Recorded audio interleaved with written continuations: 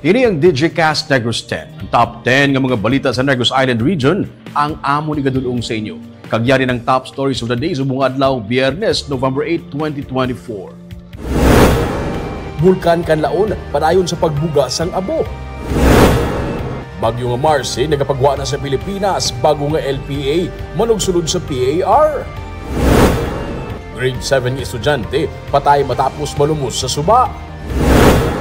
Pagginuwa sa mga lago sa Kabangkalan City, tuga sa pagkaguba sang ilang nga ginaistaran.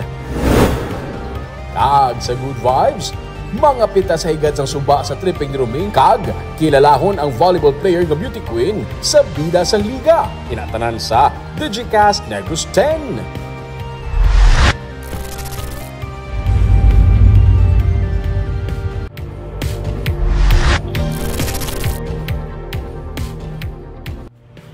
Sa number 10, bagyo nga Marcy nakagwa na sa Philippine Area of Responsibility pero may isa na naman ka low pressure area nga nagapasulod sa PAR. Subong nga hapon nakagwa na sa Philippine Area of Responsibility ang bagyo nga Marcy matapos nga manghalit sa Northern Luzon. Pero sunod sa pag-asa, ang nagatipon-tipon nga panganod sa guwa sa PAR ang naging isa na ka low pressure area. Ginapabot nga magasulod ini sa PAR karon sa gabi o kun buwas sa kaagahon. Magamay ang tsansa nga mangin isa ini ka bagyo sa sulod sang 24 oras pero wala ginadula sa pag-asa ang posibilidad nga mangin isa ini ka mahinay nga bagyo kag kun makasulod na sa PAR. Pagkatawag naman ini nga bagyo nga Nika.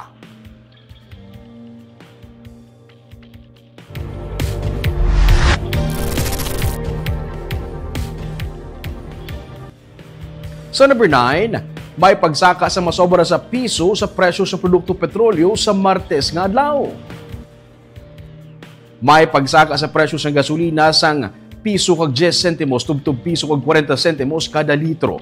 Piso naman kag 70 sentimos tubtob piso kag 90 sentimos kada litro sang diesel, kag sa kerosene piso kag 10 sentimos tubtob piso kag 20 sentimos sa kada litro. Inya ginanunsyo sa Department of Energy nga palabuton nga saka sa presyo sang gatong sa masunod nga semana. Sunod sa kay DOE Oil Industry Management Bureau Director 3, Rodela Romero, ginbase ang ining estimate sa apat ka adlaw nga international trading. Patag ni Romero, ang pagtaas sa presyo sang petrolyo dala sa halit nga gintugas ang bagyo nga ginapaabot makaapekto sa United States output sa Gulf of Mexico, OPEC, kag delay nga mga plano sa pagpasaka sa produksyon sa Disyembre kag plano nga pagbuhin sa interest rate sa US Federal Reserve. Pila sa mga contributing factors sa mga pagdubo sang balor sang peso, premium nga gindugang sa pagbakal sa produkto nga petrolyo kag freight cost.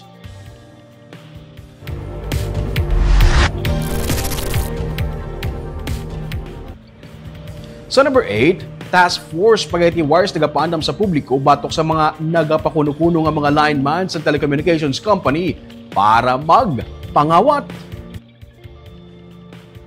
Humaling sa nagligad nga semana sa nag-resume ang operations ng Task Force Spaghetti Wires sa Bacolod, agud nga malimpyuhan ang mga poste kag dalanon batok sa mga nagalaylay kag nagalambod nga mga kable. Malapit na sa 1 tonelada ang ilan na tipo ng cable wires sa bulig sa mga linemen sa telecommunications company.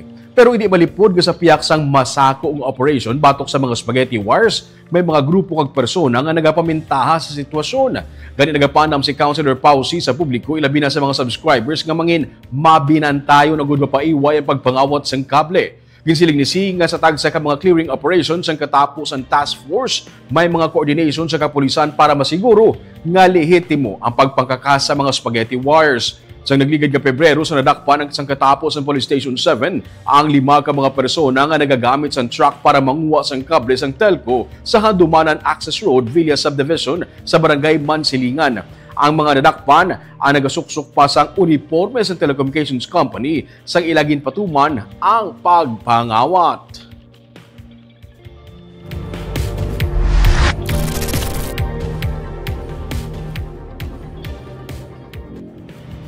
Sa number 7, joint monitoring team sa Poso kag mga barangay tanod ang ipahamtang sa Vendors Plaza agud mapunggan ang nagapanayon nga pagpangawat. May report si Nico Delfin. Hindi lang katapos ang Public Order and Safety Office ang gintalana para bantayan ang Bacolod Vendors Plaza nga karon amat-amat nga ginakahuyan sa mga construction materials sa mga wala pa makilalan nga persona. Ginpahayag ni Poso Head Retired Police General Primitivo Tabuhara nga magaupod sa monitoring ang mga barangay tanod para mapaiway ang pagpangawat sa mga kabilya kag panid sang sin sa atop sa merkado. Nagligad lang nga inadlaw sa nakuhaan sang video ang aktual nga pagpanglagari kag pagpanguwa sang kabilya sa Vendors Plaza nga yara lang sa likod sang Barangay Hall sang Barangay 12 sa reclamation area. Ginsiling ni City Legal Officer Romeo Carlos Ting Jr. nga wala pa matapos ang assessment kag waste value evaluation sang Commission on Audit para sa ginapaabot nga demolisyon sa merkado. Pero ginamat-amata na pangawat ang mga mapuslan pa nga materials sa sulod sa merkado. Ang city ay pagidi ka comments for demolition. Ang fencing iyan isang SM mo kay sila na nag-fence. Amo man gani kay kisa hindi naman mabaso lang kontraktor kay kisa nadlock man na sila kun i-abrihan lang fence nila. Ti abako kun magbantay pa ng city ti additional naman ng mga tao na ipabutang abako kun ti subongro may mabantay na gid. Ang Vendors Plaza ang kabahin sang 3-hectare property nga ginarkilahan sa SM Prime Holdings Incorporated sa Bacolod LGU. Sa tuyo nga ini ang ma-develop upod sa Manukan Country. Nico Delfin para sa DGCast Negros.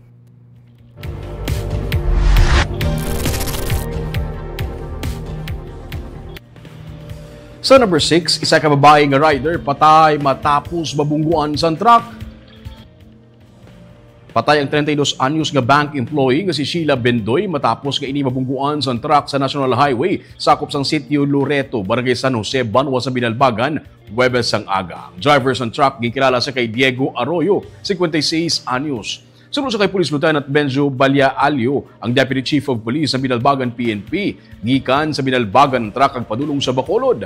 Nag-overtake ang truck kag iya nga nasugata ang motor nga ginamaneho ni Bendoy. Sunod pa sa pulis bangod sa mabasko nga impact, nagtabog ang motor kag ang driver. Giningagaw dala sa ospital si Bendoy apang napatay.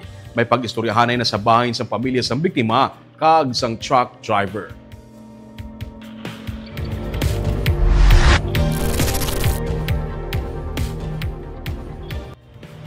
Sa number 5, grade 7 nga estudyante patay matapos malumos sa suba sa Banwa sang Hinigaran. Patay ang 12 anyos nga bata nga lalaki matapos malumos sa Bagakay River sa may sitio Australian Bush, Barangay Aranda, Banwa sang Hinigaran kahapon nas 12:30 sang udto. Ang biktima, isa ka grade 7 student. Sa investigasyon sa Hinigaran PNP, updanay ang biktima kag ang duha pa niya ka mga classmates sa pagpaligo sa suba sang kahapon, pero ang biktima nakalabot sa madalom nga parte sang suba. Giningagaw sang rescuers makuha ang bata apang bangod sa mabasko nga dalo do sang tubig, wala na matabangan pa ang 12 anyos. Gindala pa ang biktima sa Isabela District Hospital apang deklarar nga dead on arrival.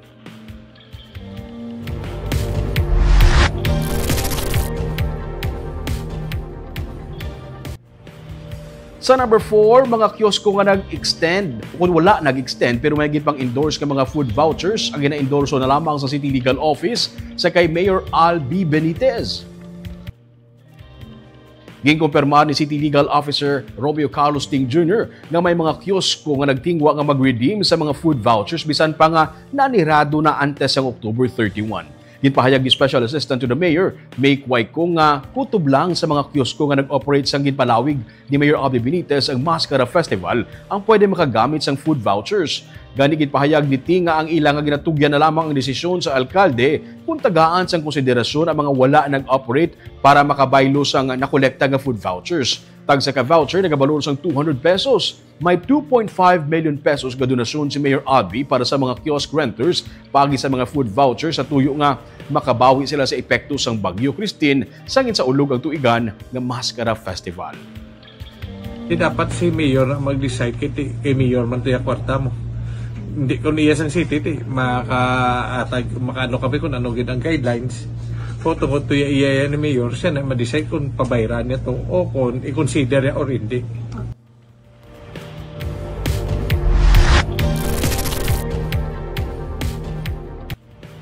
Sa number 3, isa ang gindugang nga napatay bangod sang dengue base sa reports ng Provincial Health Office. Kubalin sang Enero, may 16 tatanan ka mga persona ang nagkalamatay bangod sang dengue sa Negros Occidental.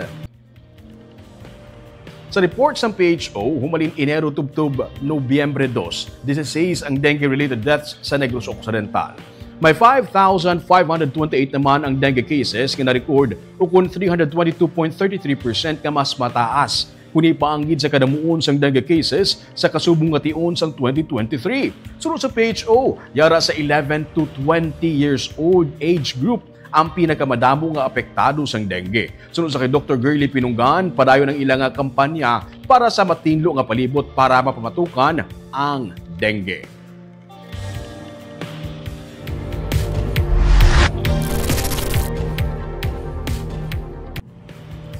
Sa number 2, pagginuha sang mga lago sa duha ka mga sitio sa Barangay Urong sa Kabangkalan City, nagkuha sang atensyon sa mga netizens.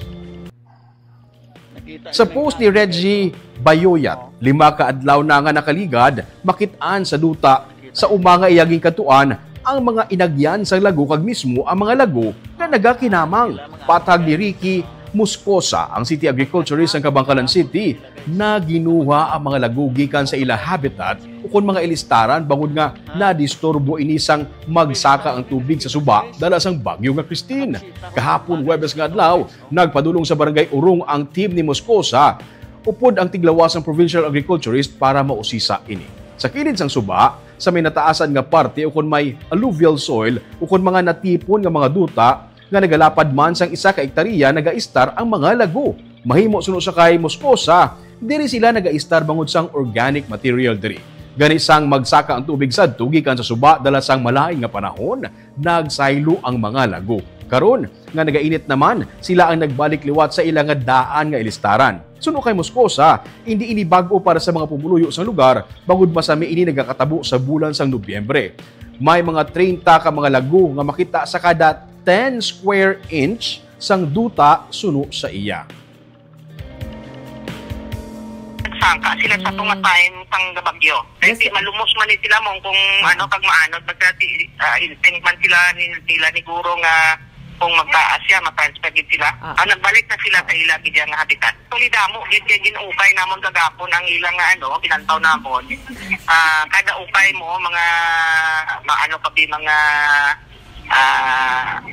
sila ka inches mga 10 by 10 ara din sila gada mo damo gid.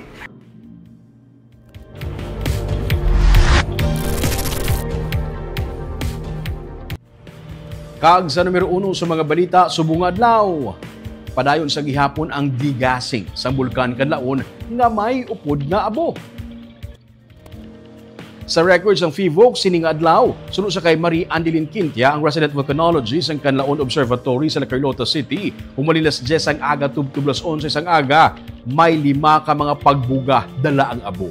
Rason nga makita ang grayish nga kolor. As of press time, ashing event pa lamang ang ilang gina-report kag wala pa sila sa may nabaton nga ashfall nga report. Sunod sa kay Quintia, may ashfall sila nga na-monitor sa pila ka bahin sa Barangay Yubo sa La Carlota kag sa Rafael Salas Park sa Bago City kahapon pa.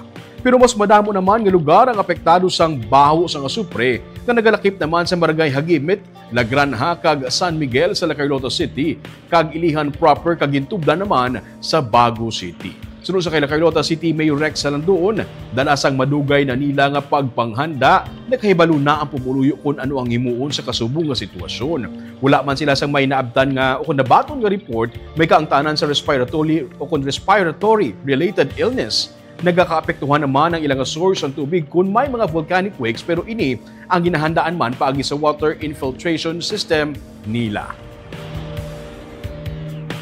Ashfall ma'am wala, pero may ara kami nga na-record nga ashing events sinilang mga around from 10 to 11. Northwest gyapon ma'am ang drift sa subong ma'am eh. So most likely ang affected would be Bago City or Tumorsia, mga areas ma'am. Hindi siya dako ang mga plumes nga na-generate pero may siguro mga 5 events nga 5 ka pagpusngat-pusngat.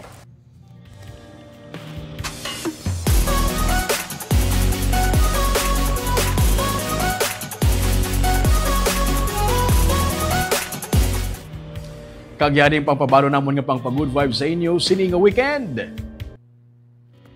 Mga peo kun magkaon samtang nagatamwa sa sini nga suba. Kung trip mo, pwede ka man makatusmaw kun paligo sa matugnaw nga tubig sang suba.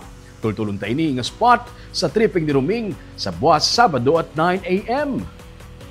Sa volleyball court, wala siya sang may ginaisulan, pero sang ma-injured siya sa hampang, nakakita siya sang oportunidad nga mangin avenue para sa iya competitive spirit kag advokasya. Halin sa volleyball court, pagrampa naman sa pageant ang iyaging sudlan, aton kilalahon ang palaban nga volleyball blocker nga nangin kandidata sang Miss Bacolod Mascara sa sining episode sang Bida sa Liga sa Sunday.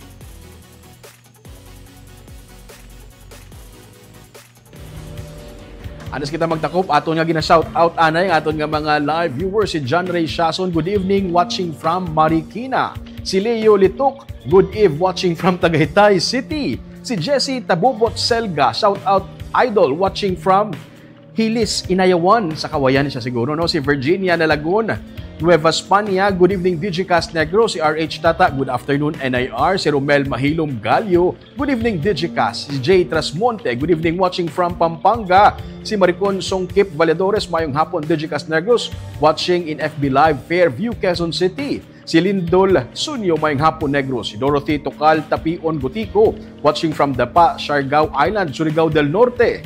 Grabe ka damo. Ag si Mirna Garido Clavel, good evening Digicast Negros, watching from Payao, Binalbagan. Kag si Eli Carion, good evening, watching from Barangay Mandalagan sa Bacolod City. Kagamoy atong top 10 stories of the day, tub sa Lunes. Ako si Romeo Subaldo. Happy weekend!